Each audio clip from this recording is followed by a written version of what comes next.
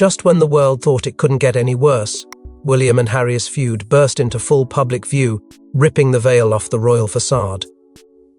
What began as icy distance escalated into a global media spectacle, with subtle digs, public snubs, and private betrayals leaking into headlines.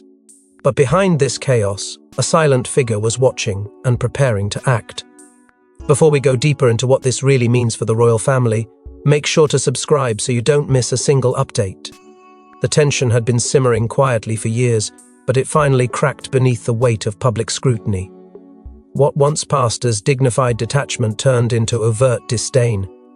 In speeches given oceans apart, both brothers embedded coded messages that landed like missiles in the press. Phrases about true service or duty without restriction became sharp instruments in a war of perception. Every appearance became ammunition, every silence another statement. They no longer needed to speak to accuse one another. Body language did the heavy lifting, with William's cold restraint and Harry's evident bitterness creating a choreography of conflict in front of the world's cameras. At state ceremonies and diplomatic engagements, the optics could no longer be controlled. William avoided eye contact. Harry adjusted his schedule. The once unified front was shattered beyond recognition, forcing palace aides to coordinate seating charts with military precision just to avoid a scandal mid-broadcast. And yet, the scandal brewed anyway. Leaks emerged from both camps, each one laced with blame, betrayal, and bruised egos. William's circle painted Harry as reckless and disloyal. Harry's sources branded William as manipulative and arrogant. Neither side blinked. Neither stepped back. In the media, it became a war of whispers. Carefully timed photos of William with his children and Catherine painted a picture of serene stability, while Harry and Meghan's carefully crafted interviews abroad revealed wounds still raw and aching. Beneath the glossy covers and polished statements, a bitter narrative was unfolding, that one brother believed in the future of the monarchy, and the other saw it as a relic that had failed him. And the monarchy, crippled by internal silence, did nothing, at least not publicly. Inside Buckingham Palace, the air grew heavy with restraint. The corridors echoed with silence, but the looks exchanged between senior aides spoke volumes. Charles watched as the sons of Diana dismantled the house she once tried to protect. His own authority hung in limbo, suspended by fear that choosing one side would destroy the other. But the illusion of neutrality was wearing thin. The royal family's unity, once its greatest shield, had become its most visible fracture. But as the brothers tore at each other publicly, few realized that King Charles had already decided he would not let his legacy be defined by their war. Balmoral Castle has seen many royal crises, but nothing like this. In a move that shattered decades of royal convention, King Charles summoned both sons for a midnight confrontation behind ancient stone walls. No advisors, no press, just a father facing the unthinkable. Two heirs threatening to destroy the monarchy's future. The summons was delivered through channels that hadn't been used in years, discreetly coded messages sent through trusted aides, routed through diplomatic channels, bypassing all typical protocol. William was pulled from a late-night strategy session at Clarence House. Harry, mid-call with a US publisher, received the command through a brief but unmistakable message. Arrive at Balmoral. No press. Bring no one. Within hours, both were aboard separate private jets, heading into the heart of the storm. Security was absolute, routes blacked out, cell towers silenced, guards rotated to avoid leaks. The palace wanted no media, no photographers, and no witnesses. This confrontation was never meant to be seen. It was meant to be remembered. But when they arrived, they weren't alone. Waiting in the shadows of the drawing room were two familiar figures, Princess Anne and Prince Edward, seated in stony silence. Not advisors, not mediators. Silent observers of what was about to unfold. The room was thick with tension. William stood cold, arms crossed. Harry remained still but visibly coiled, and in the center of it all stood King Charles, not as monarch, but as father, heart heavy with disappointment. What began as stern reprimand quickly unraveled into emotional collapse. He begged, yes, begged them to see what their war was doing, not to the monarchy but to their mother's legacy. His voice cracked. He reached out. Neither son moved. The confrontation exploded without warning. Words long buried burst into the open. Accusations, resentments, betrayals. William accused Harry of torching the family's future for profit. Harry fired back that William had sold his soul to an institution that never protected them. Anne and Edward exchanged glances but said nothing. Charles tried to cut through the fury with a voice that trembled with desperation. He had not brought them here to debate but to deliver. From beneath a locked briefcase he produced a folder sealed with the royal crest. Inside, documents few knew existed, plans drafted in the final years of Queen Elizabeth's reign to protect the monarchy in the event of familial collapse. The setting was deliberate.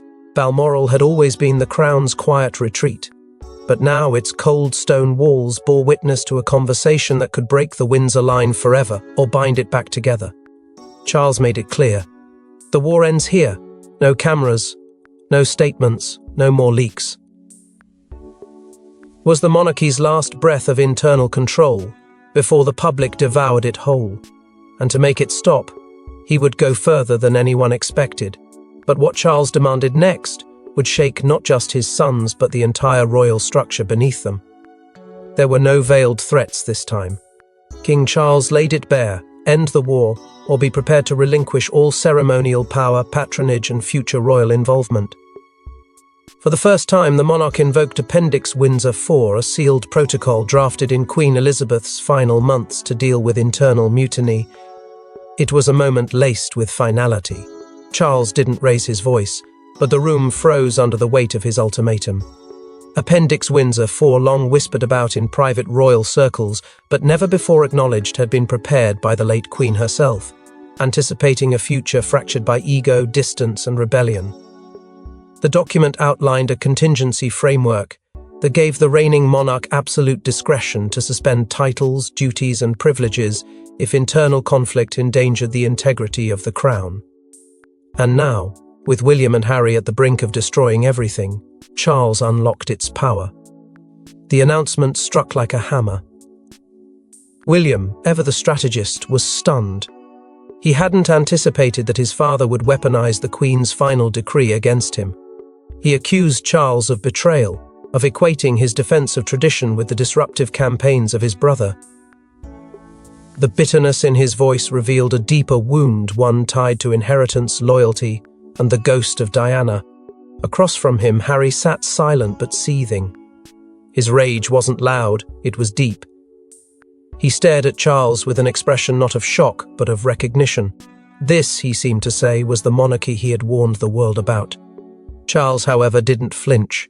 His words were measured but merciless. He was no longer begging for peace, he was enforcing it. The choice was simple: comply with the ceasefire or prepare for exile in all but name. Stripped patronages, frozen trust access, a public reshuffling of the royal order. The consequences were not symbolic, they would be permanent. And in that moment, both sons realized the fight had shifted from emotional to existential. Behind the scenes, two women watched the chessboard reconfigure in real time. Catherine, who had stood by William through silence and ceremony, was quietly summoned for consultation. She spoke little, offered no public statement, but her presence in the shadow of the decision gave weight to the Crown's stance. Meghan, though far from the room, was briefed immediately. Her fury was instant. Sources close to her said she saw the move as proof that the institution would always choose silence over truth. But neither woman spoke to the press. Not yet. Within hours of the confrontation, a discreet vote was called among the High Council of Royals, an advisory group comprised of trusted senior members who, under the same appendix, could ratify emergency royal action. The result was never announced. But the outcome was clear. Charles had the mandate to proceed, and the monarchy had chosen preservation over sentiment. But while Charles tried to enforce order, the real threat was not just the brothers' feud, it was what each was planning to do next in secret. Even as they shook hands under their father's watch, both princes returned to their private camps and doubled down. A quiet war of influence was now underway, with Harry rallying media sympathy abroad, and William shoring up institutional power at home. And one hidden advisor was playing both sides. Behind the palace walls, the air of temporary unity quickly dissipated. In Montecito, subtle yet deliberate leaks began to surface. Anonymous sources close to Harry hinted that the peace pact was nothing more than a performance staged for Charles's benefit. Off-the-record remarks described Harry as deeply unconvinced and strategically patient, awaiting the right moment to reignite the conversation on his terms. He wasn't finished, far from it. His team, reportedly including veteran media strategists and legal advisors, reassembled. The message was clear. This was not surrender, it was recalibration. Across the Atlantic, William's response was equally measured but undeniably forceful. Behind closed doors at Kensington Palace, he began holding private consultations with constitutional scholars, preparing for a version of the monarchy post-Charles that excluded public fragility. Meetings with select Commonwealth leaders, particularly those voicing Republican sentiment, were conducted discreetly, yet the implications were vast. William wasn't just preparing to lead. He was preparing to lead without disruption. His team's mission was to reclaim control of the monarchy's global narrative before Harry could redefine it again. While Meghan began her own campaign with remarkable finesse, it was anything but quiet. Her return to public discourse, carefully timed with charity launches and podcast teasers, was calculated to rebuild a global persona, independent of royal shackles, but rich with royal association. Every statement walked a line, acknowledging the past without sounding dependent on it. The narrative she and Harry shaped now was one of freedom, healing, and quiet but potent authority.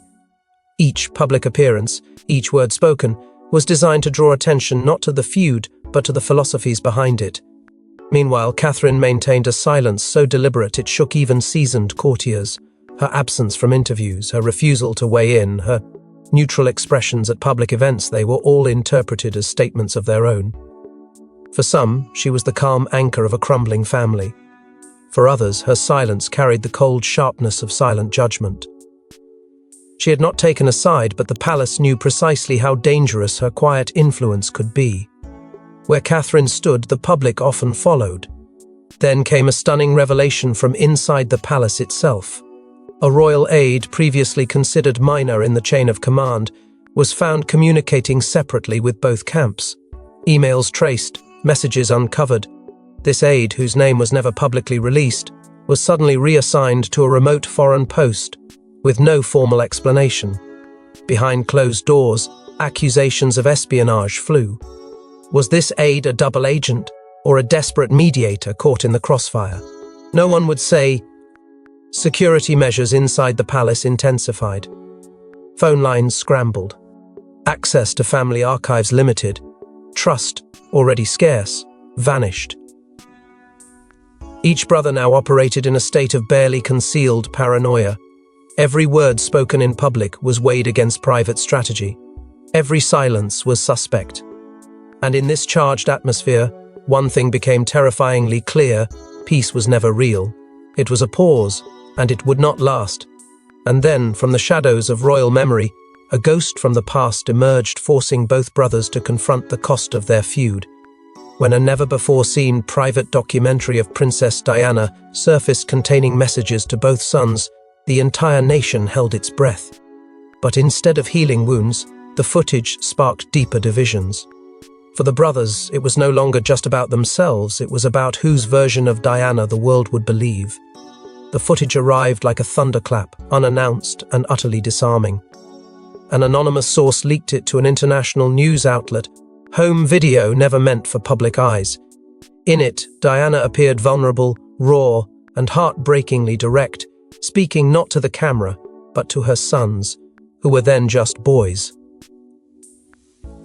Her words weren't carefully manicured for history, they were motherly, filled with concern, longing, and warnings. She spoke of fear.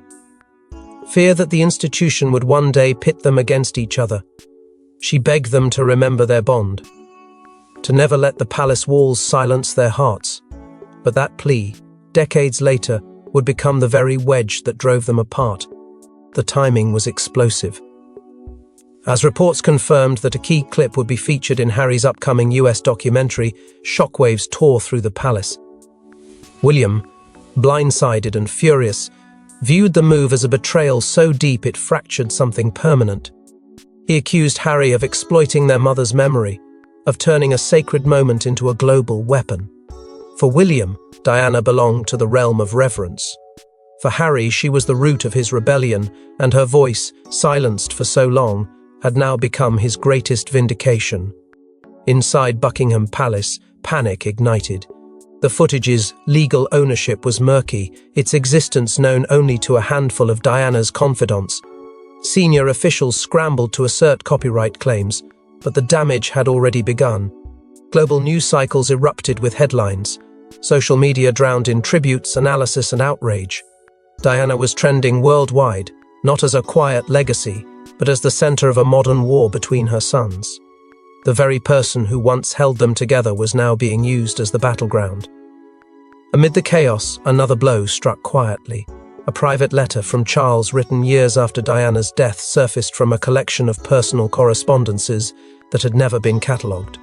In it, he expressed guilt over how the system and his own rigidity had failed her. He admitted his inability to protect her from the pressures of palace life.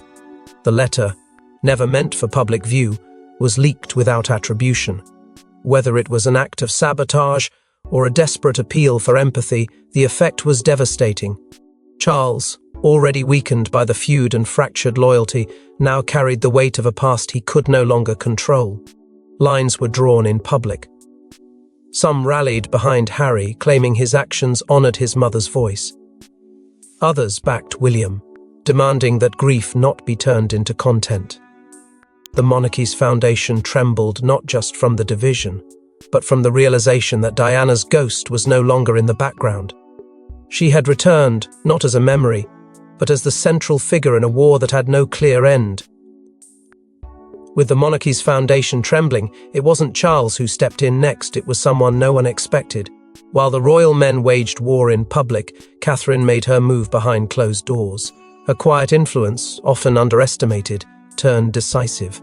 By aligning with select royal institutions and distancing herself from the feud, she became the monarchy's stabilizing force, and in doing so, exposed Harry's deepest vulnerability.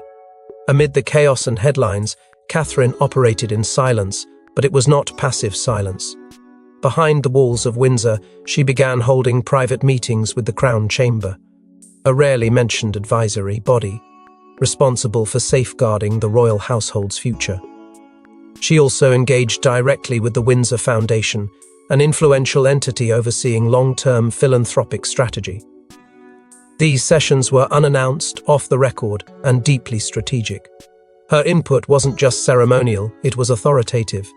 Senior officials began to refer to her not merely as the Princess of Wales, but as a de facto anchor in a drifting dynasty. Her public appearances took on new meaning. Speeches at children's hospitals and youth centres, which once followed tradition, now carried an undertone of subtle defiance. Without naming names or acknowledging the feud, she spoke of loyalty, of resilience, of choosing service over spectacle. Those in the know understood these weren't just speeches, they were statements, not to Harry or Meghan, but to the institution itself. She was declaring her allegiance to the crown, not the drama. News of her growing presence behind the curtain travelled fast, and across the ocean, Meghan reportedly seethed. Sources close to her claimed she saw Catherine's behaviour as calculated and cold, a deliberate effort to undermine Harry by embodying everything he had rejected. But Catherine remained unmoved. When requests came from Montecito for a private conversation, she declined not with hostility but with protocol. She made it clear, if communication was to happen, it would happen on official terms, with royal staff present and only within sanctioned boundaries. The message was unmistakable. Catherine would not be dragged into emotional negotiations. She represented the crown now. Then came a revelation that shifted the balance even further. A private letter written by Queen Elizabeth II during her final months was quietly unearthed and selectively shared within royal circles. In it, the Queen described Catherine as the unwavering heart of Windsor's future. The letter did not explicitly reference succession or power, but its timing was significant and its implications unmistakable.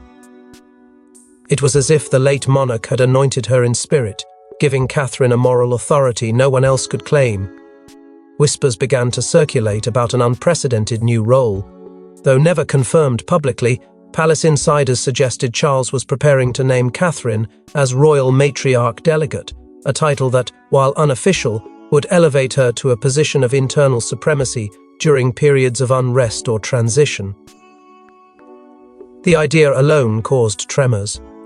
Not only was the monarchy being recalibrated, Catherine was becoming its compass, but as Catherine gained power through poise, Harry prepared one last strike, a revelation that would force Charles to act once more. Buried deep in royal archives and private recordings lies what Harry calls the final dossier, a collection of unreleased memos, tapes, and personal letters that could upend royal reputations. When word spread that he might release them, panic gripped the palace, and Charles issued a final, irreversible command. For years, whispers had circulated that Harry held more than just emotional grievances, that somewhere in his possession or within reach were documents that had never been meant for daylight. Some claimed he'd kept journals, others said he'd copied communications long erased from official servers. But when the term "the final dossier" first surfaced in a cryptic legal note sent by one of Harry's US-based attorneys to a UK intermediary, the stakes changed. What had been a feud now became a national threat. According to insiders, the dossier contained materials from the most fragile period in royal history, the years following Diana's death, when the palace scrambled to preserve its image at any cost.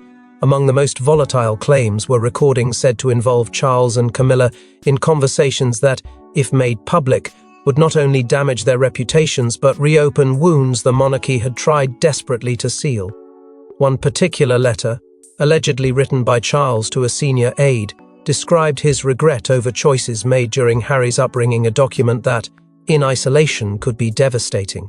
The idea that these secrets could become headlines ignited a firestorm behind closed doors. Security at Windsor and Sandringham was immediately intensified. Access to royal archives was frozen. Entire wings of internal communications were rerouted. Intelligence liaisons were brought in. A perimeter of control was drawn tighter than any time since the fallout of the Diana tapes. And yet, the palace couldn't contain the story. William, already stretched by diplomatic duties and emotional exhaustion, snapped. He reportedly confronted Charles directly, urging him to act, to end what he called Harry's hostage strategy. Behind the scenes, he considered legal options, including restraining orders and international injunctions. But Charles hesitated, not out of weakness, but from something deeper, sorrow, faced with the potential unraveling of everything he had tried to rebuild. Charles's grief gave way to resolve. In an emergency session with senior advisors, he approved a sealed royal directive to Parliament invoking the Royal Privacy Preservation Act, a rarely used mechanism that allowed the monarchy to classify sensitive historical material under a national heritage clause, protecting it from publication indefinitely. The move was controversial, unprecedented, and absolute. It sent a clear message to Harry: this was no longer a private family matter. This was institutional survival. But the move came at a cost. It drew lines even deeper. Harry's camp responded with silence, not denial, not confirmation, just a silence that felt louder than any press statement. The world watched, waiting for the next move. The royal family had reached the edge of a cliff. One release, one leak, and it would all come undone. The dossier remained hidden, but its existence had already rewritten the rules of the war. But just as everything was set to erupt, an unforeseen health scare would silence the palace and rally the public behind a single cause. In the early hours of a private family meeting, King Charles suffered what sources describe as a stress-induced cardiac episode. The royal feud, relentless and poisonous, had taken its toll. Suddenly, the nation was united not in scandal but in fear. Would this be the final blow to a fragile monarchy? The call for emergency medical attention came just before dawn. Staff at Windsor Palace, accustomed to discretion, moved swiftly under strict protocol. For years, Charles had carried the unbearable weight of public expectation and private heartbreak, but no one expected the strain to manifest like this. He collapsed without warning, mid-sentence, during a discussion about security reclassification. The paramedics were silent and urgent. The royal physicians remained locked in a state of composed panic. This wasn't just a health scare, it was a monarchy's moment of reckoning. Within hours, both William and Harry were seen arriving at Windsor side by side. No press escorts, no separate entrances. They entered the palace not as feuding heirs, but as sons. For the first time in months, cameras caught no animosity in their stride, only urgency. Something had shifted. Even the staff, long accustomed to the Cold War between the two, sensed that this was no longer about personal pride or ideological battles. This was about blood. This was about their father. And perhaps even more painfully, about the legacy that might fall apart if he didn't survive. The palace released a carefully worded statement, brief and clinical, stating the king had experienced a minor medical concern. But no one bought the phrasing. Questions flooded the press. Was he conscious? Was he alone? Would the succession be activated prematurely? The statement left more shadows than clarity. The world didn't just want answers, it wanted reassurance. But none came. Instead, what followed was a wave of emotion no one had predicted. Public vigils began forming outside Windsor and Buckingham. People wept. Church bells rang across villages. The press, which only days ago had pitted one brother against the other in relentless exposés, suddenly softened. Headlines turned to empathy. Coverage focused on the man, not the monarch. A lifetime of duty carried in silence was now seen through a different lens. Then came the footage. Leaked from an unknown insider, it showed Charles in his hospital room, frail but awake, with William seated on one side and Harry on the other. No words could be heard. But their expressions said enough. There was grief, there was exhaustion, and somewhere perhaps there was the faintest trace of reconciliation. The image alone, broadcast across the globe, ignited speculation that the brothers had agreed, if only temporarily, to stand down. Behind palace doors, a whispered pact was reportedly forged. Not a formal truce, not a full reconciliation, but a conditional ceasefire. A promise, made not to each other, but to their father. A vow that while he recovered, the war would stop. No new statements, no documentaries, no legal motions. For now, only silence. But ceasefire isn't peace, and the next chapter of royal history now depends on whether that pact will hold. The cameras captured the smiles, the unity, the photo ops, but those within the palace know the truth. A fragile pact was made, built not on forgiveness but on fear. In exchange for peace, both brothers agreed to vanish from royal discourse for now. But what secrets were buried to make it happen? And what happens when they rise again? The royal machine moved swiftly. Days after King Charles's recovery, a formal document was presented before the Royal Advisory Circle, an elite body tasked with navigating constitutional protocol and crisis management. The motion was clear, endorsed the King's directive for temporary suspension of royal commentary and disputes from both Prince William and Prince Harry. Not exile, not punishment, silence. A rare agreement passed with quiet consensus. It gave Charles the constitutional shield he needed to restore order, at least on the surface. Shortly after, a joint statement was released under both brothers' names. It was brief, neutral, and curiously sterile. It acknowledged their father's health, thanked the public for their concern, and pledged their shared commitment to family above all. But neither brother had written it. Palace aides, under extreme pressure to project unity, crafted the wording with surgical precision. It wasn't authenticity, it was necessity. It wasn't unity, it was theatre. Behind the wording lay tension, unease, and the unbearable knowledge that nothing had truly been resolved, only postponed. Catherine and Meghan, whose roles had become symbols of both division and influence, remained publicly silent. There were no statements, no joint appearances, no Instagram posts to calm speculation. Their silence only deepened the mystery. Would Catherine step further into power? Would Meghan re-emerge in the spotlight or retreat further from it? The answers were unclear, and perhaps deliberately so. Inside royal circles, speculation swirled, but lips remained sealed. The women closest to the storm had chosen, for now, to say nothing. In a quiet but unmistakable shift, several key royal aides and advisors were reassigned, some retired, others placed in lower-profile positions. These moves weren't formally acknowledged, but the message was unmistakable. The era of leaks and divided loyalties had to end. Those closest to the feud had either betrayed it or been consumed by it. The palace was disinfecting itself not from scandal, but from chaos. As for the final dossier, its fate was quietly sealed both literally and figuratively. Royal archivists, under direct instruction from Charles and parliamentary consent, placed the documents under vault lock with a 25-year restriction clause. No one outside a restricted clearance list would be allowed to access or reference the materials until long after the current reign had ended. It wasn't just about protecting reputations. It was about shielding an entire institution from a truth too volatile to endure daylight. And yet, deep within the palace, plans were already underway to prevent another war like this.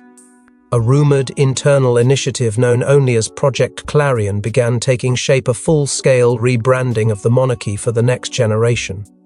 New advisors, new protocols, a focus on heirs who had yet to make their mark.